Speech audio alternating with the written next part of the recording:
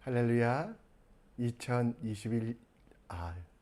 2022년도 1월 14일 금요일 삶의 첫 시간을 주님께 올려드리는 여러분을 축복합니다. 이 시간도 주의 은혜가 가득한 주님이 원하시는 일들을 행하는 우리가 될 수 있도록 지혜와 은혜를 간구하기 원합니다. 우리 함께 사도신경을 통하여 우리의 믿음을 고백하겠습니다. 전능하사 천지를 만드신 하나님 아버지를 내가 믿사오며 그 외아들 우리 주 예수 그리스도를 믿사오니 이는 성령으로 잉태하사 동정녀 마리아에게 나시고 본디오 빌라도에게 고난을 받으사 십자가에 못 박혀 죽으시고 장사한 지 사흘 만에 죽은 자 가운데 다시 살아나시며 하늘에 오르사 전능하신 하나님 우편에 앉아 계시다가 저리로서 산자와 죽은 자를 심판하러 오시리라. 성령을 믿사오며 거룩한 공회와 성도가 서로 교통한 것과 죄를 사하여 주신 것과 몸이 다시 사는 것과 영원히 사는 것을 믿사옵나이다. 아멘. 이 시간 우리 함께 예수 그리스도만이 나의 전부임을 고백하는 시간, 찬송가 94장 주 예수보다 더 귀한 것은 없네 함께 찬양하겠습니다. 주 예수보다 더 귀한 것은 없네. 이 세상 무기와 바꿀 수 없네. 영 죽은 내 대신 돌아가신 그 놀라운 사랑 잊지 못해. 세상 즐거움 다 버리고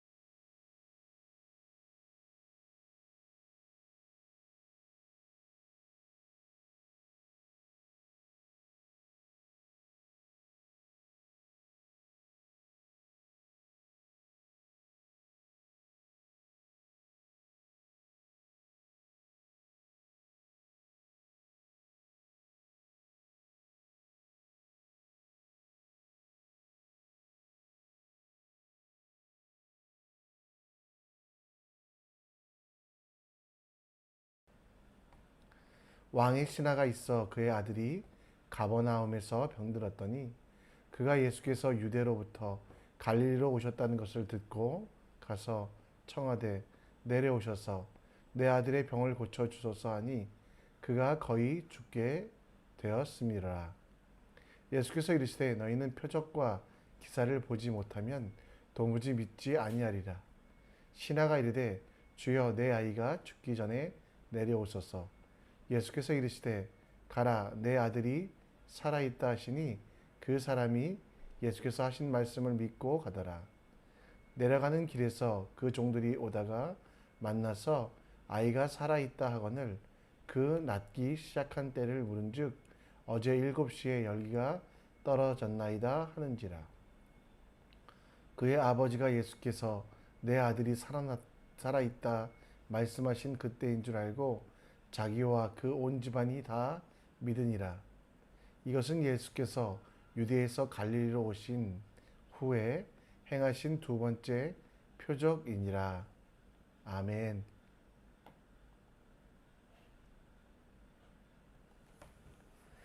잠시 음향이 나가지 않았던 것 죄송하고요. 오늘도 말씀을 함께 묵상하며 여러분에게 주신 은혜 누리기 원합니다.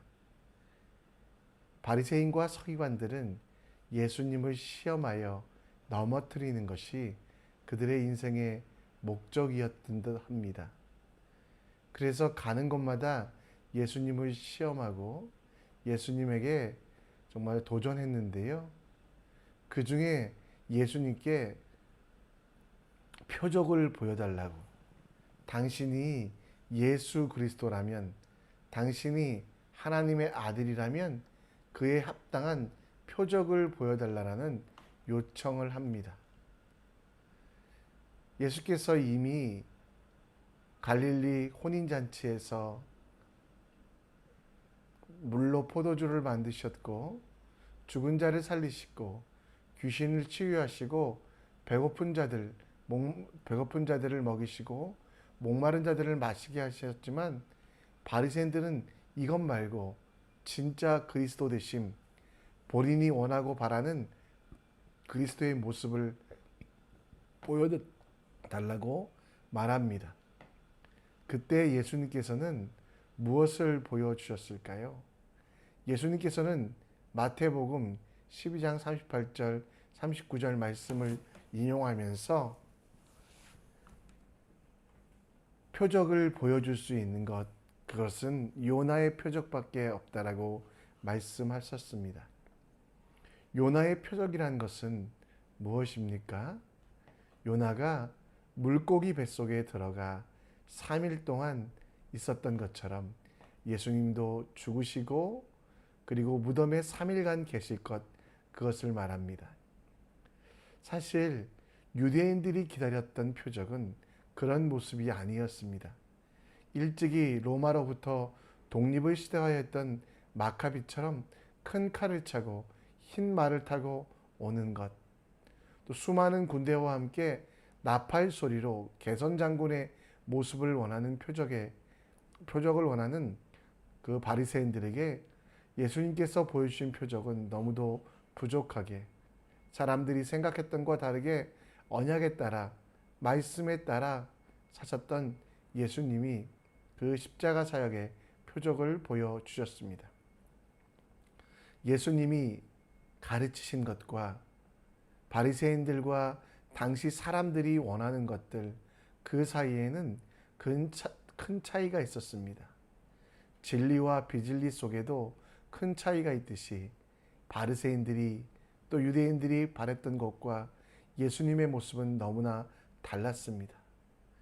그런데 여러분, 그 차이를 예수님의 말씀으로 극복하지 않고 넘어서지 않고 그냥 그렇게 살아가는, 여전히 내가 원하는 대로, 내가 바라는 대로 예수를 내 기준에 맞춰 살아가는 그런 잘못된 신앙을 살고 가고 있는 사람들이 많이 있습니다. 신앙생활과 삶 속에 유일무이한 법칙인 성경을 따라 말씀에 근거하고 믿고 있는, 우리가 살아가면서 기적과 도우심, 그리고 그것뿐만 아니라 말씀과 언약에 따라서 예수 그리스도가 나의 주, 나의 하나님 되심을 찾아가는 그 지혜가 무엇인지 오늘 예수님께서 갈릴리에서 행하신 일들을 바라보며 함께 묵상해 보고자 합니다. 예수님께서 갈릴리 지역에 가시며 그는 고향에서 높임을 받지 못한다라고, 고향에서는 옛날 선지자들의 말을 인용하며 선지자들은 고향에서 환영받지 못한다라고 말씀하고 있습니다. 오늘 44절에 보면 친히 말씀하시기를 선지자가 고향에서는 높임을 받지 못한다 합니다. 이는 선지자들이 어린 시절부터 자랐던 그곳에서는 무시당하고 또 내가 보았던 대로 어린아이의 모습만 알고 있기 때문에 그 능력을 인정받지 못한다는 것인데요. 근데 45절에 보면 갈릴리 사람들은 예수님을 영접하고 있습니다. 44절과 45절에 이 두 말이 서로 모순된 것일까요? 여러분, 여기서 45절에 영접이란 단어를 잘 이해하셔야만 합니다. 요한복음에 나오는 영접이란 단어는 두 가지 뜻인데요. 하나는 나의 구주, 나의 하나님으로 내 마음을 여는 그런 영접이 있다면, 지금 이 본문에 나오는 영접은 웰컴, 환영하였다. 자기들이 예루살렘에 정말 유월절에 맞추어 갔다가 본 기적들을 다시 한번 그 갈릴리 지역에서 일으켜 주실 것을 기억하며 그냥 자신들의 재미와 즐거움을 위하여 기다리고 있는 그런 상태. 어렸을 때부터 보았던 예수라는 아이가 그리스도라고 이야기하는 신기함, 죽은 자를 살리고 병을 고치는 자들을 바라보는 재미있는 그런 구경꾼들로 마치 서커스 팀을 기다리는 아이들이 자신들이 보고 싶어하는 것들을 기다리는 사람들의 모습처럼 그들은 영접하고 있다라는 것입니다. 우리가 원하는 것처럼 예수를 구주로, 주로 고백하는, 그리고 그런 삶으로 변화되는 영접은 아니었다라는 거죠. 여러분, 여러분들은 예수님을 어떤 마음으로 영접하고 계십니까? 여러분들은 예수님을 어떤 마음으로 신뢰하며 믿고 있습니까? 예수님께서 예루살렘에서 베푸셨던 기적들, 자기 눈앞에 구경하고 싶은 마음, 마술사처럼 보고 싶은 마음으로 예수님께 나온 것이 아닌지, 기적이 예수를 증명하는 것 중에 하나이지만 예수 자체는 아닌데, 놀라운 일이 예수를 설명하는 전부가 아닌데 그것만 보고 믿으려고 하는 그런 믿음, 그런 착각에 빠져 있지 않습니까? 벳세다 광야에서 예수님께서 나누어 주신 떡과 물고기를 배부르게 먹은 5천 명의 사람들, 그들은 예수님을 기억하고 예수님을 구주로 영접해야 되는데 예수님을 만날 때마다 떡과 물고기가 생각나서 그들의 배가 꺼지기 전에 그들의 배가 고픈 것을 보며 예수만 있었다면 나는 떡과 물고기를 먹어야 되겠다라고 생각하며 진짜 예수를 바라보고 있지 못하는 그런 모습이 있었다라는 것. 여러분, 여러분들은 예수님을 영접하고 계십니까? 여러분 문 밖에 서서 두드리고, 그리고 그 음성을 듣고 문을 열어 그가 우리와 더불어 먹고 그와 우리와 더불어 살아가는 그런 진짜 영접, 예수님께서 나의 구주가 되시고 나의 하나님으로 믿는 그런 영접을 하고 계십니까? 예수님께서 단순한 구경거리로 혹은 나를 위한 기적을 만드는 도구로 여기고 있는 내 삶의 액세서리로 여기고 있지 않습니까? 여러분, 우리가 한번 믿으려면 제대로 믿어야 되지 않겠습니까? 예수 그리스도를 믿는 여러분과 제가 제대로 예수님을 섬겨야 되지 않겠습니까? 그러기 위하여 이 아침에 내가 믿는 믿음이 무엇인지 돌아보기 원합니다. 혹시 갈릴리 사람들처럼, 서커스를 기다렸던 그 사람들의 모습처럼 여전히 예수 그리스도의 기적만, 그분이 베푸신 그 놀라운 일만 바라보면서 예수님은 잊어버리는 실수를 하지 않으셨으면 좋겠습니다. 하나님 말씀대로 하나님 뜻대로 예수를 구주로 삼아 그와 함께 살아가는 삶, 주님을 위해 문을 열고 그와 더불어 먹고 사는 삶을 우리가 실천해 보면 어떨까요? 여러분, 우리 마음속에 두 마음을 품지 마시고요. 고민되고 근심되고 염려될 때 예수 그리스도를 다시 한번 깊이 묵상하며 그분의 기적, 그분이 주시는 복, 그분이 주시는 부와 명예, 건강, 이것 때문에 예수를 믿는 것이 아니라 내 속에 나를 부르시고 나와 함께 하시며 내 구주가 되심을 통해 예수를 주로 인정하는 여러분과 제가 되길 원합니다. 예수님께서 갈릴리 가나에 가셨을 때 왕의 신하가 가버나움으로부터 왔습니다. 여기서 왕은 헤롯 안디바라고 하는데요. 헤롯 안티파스는 예루살렘 성전을 짓기 시작하였던 이두메 사람 헤롯 대왕의 아들로서 로마의 지배를 받고 있던 갈릴리 지역을 로마에게 권리를 얻어서 통치하던 왕이었습니다. 화면에도 보여드리는데 작아서 잘 안 보이실 것 같은데요. 로마는 유대 땅을 직접 다스리기도 해서 빌라도라고 하는 총독을 보내기도 했고요.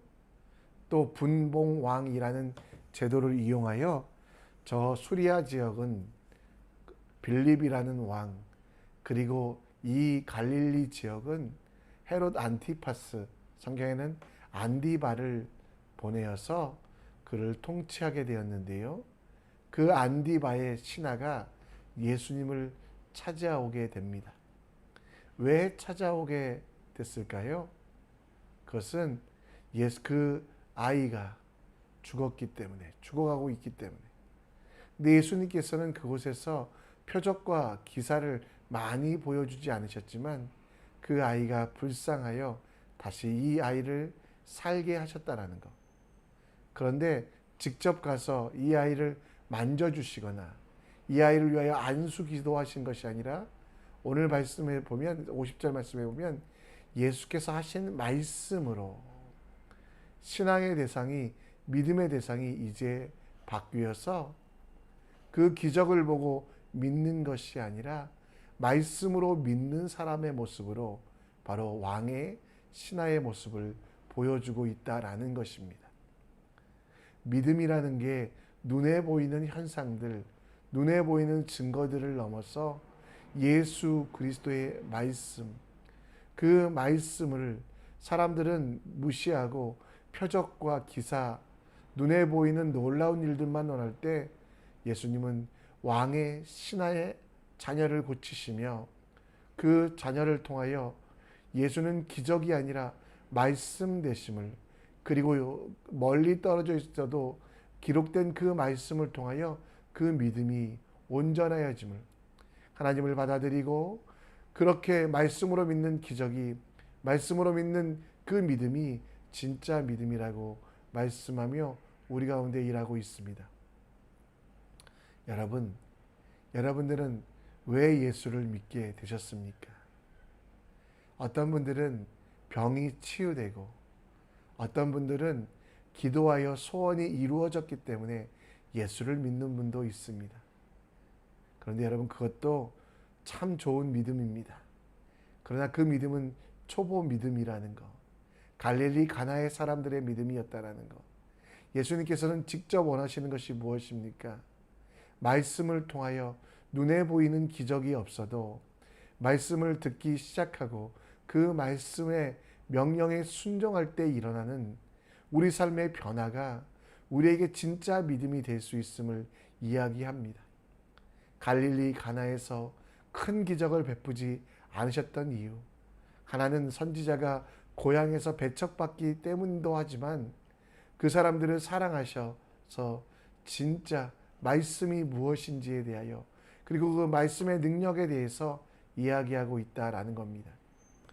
요한복음 1장 14절에 말씀이 육신이 되어 우리 가운데 거하심에 우리가 그 영광을 보니 아버지의 독생자의 영광이요 은혜와 진리가 충만하더라. 그렇습니다, 여러분.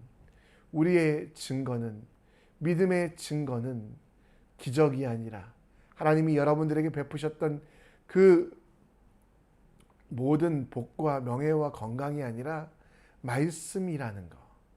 그래서 요한복음에는 말씀이란 단어가 많이 쓰이고요. 그리고 이 말씀만이 유일한 믿음의 이유, 믿음의 표적이 된다라고 말합니다. 예수 그리스도를 증거하기 위하여 예수 그리스도의 말씀을 믿고 신뢰하는 것, 예수를 주로 구주로 왕으로 나의 삶의 전부로 삼기 위하여 우리가 해야 되는 그 모든 논리의 판단의 근거는 하나님의 말씀 되심을 기억하는 우리가 되었으면 좋겠습니다. 예수를 말씀으로 믿고 있습니까? 기적으로 믿고 있습니까? 예수님을 우리에게 주신 말씀을 통하여 믿고 있습니까? 아니면 내게 허락하신 그 축복의 일들만 기억하고 계십니까?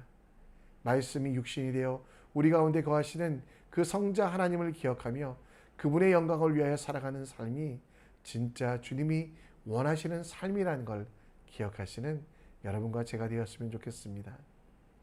여러분, 말씀을 멀리하지 마십시오. 말씀은 우리가 정말 주일날만 있는 것이 아니라 여러분에게 매일매일 필요한 것. 그래서 이 말씀을 묵상하기를, 말씀을 읽기를 멈추지 않으셨으면 좋겠어요. 아침마다 성경을 펴고 우리 통독하는 거 다시 한번 쭉 읽어가시면서 주님 말씀 가운데 예수 그리스도를 보여주시옵소서. 그리고 예수님께서 내게 말씀하신 것들을 순종할 믿음을 주시옵소서.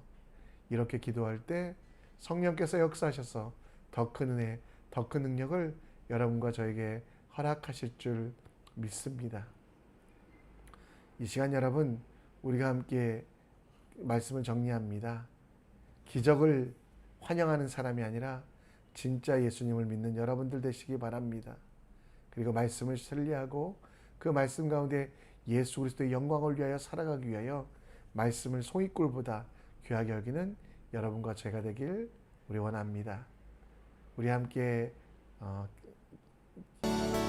찬양하겠는데요. 하늘의 문을 여서 찬양하며 하늘의 문을 여소서 이곳을 주목하소서 주를 향한 노래가 꺼지지 않으니 하늘을 열고 보소서 이곳에 임재하소서 주님을 기다립니다 기도의 향기가 하늘에 닿으니 주여 임재하여 주소서 이곳에 오셔서 이곳에 앉으소서 이곳에서 드리는 예배를 받으소서 주님의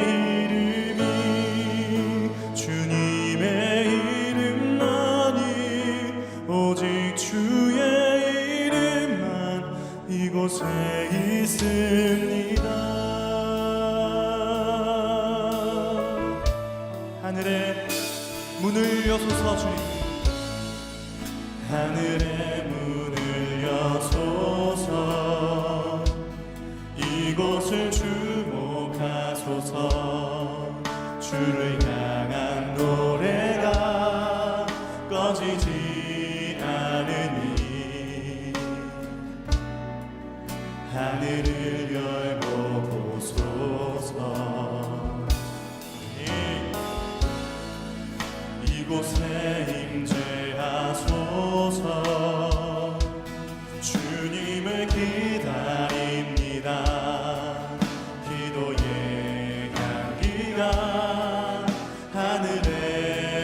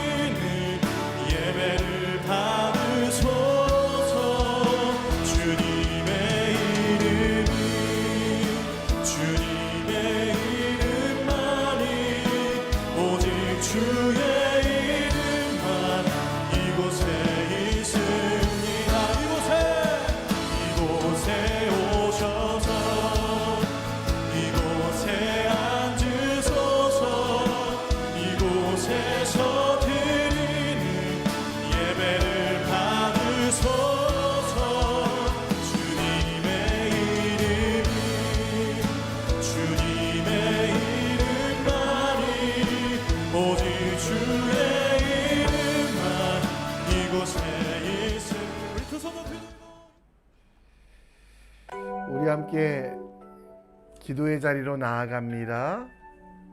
말씀을 기억하시며 기적 때문에 예수를 믿는 초보 신앙을 넘어 물론 그것 때문에 신앙생활을 시작하였지만 이제는 말씀으로 예수를 믿는 하나님의 사람이 되기를 기도하여 주시고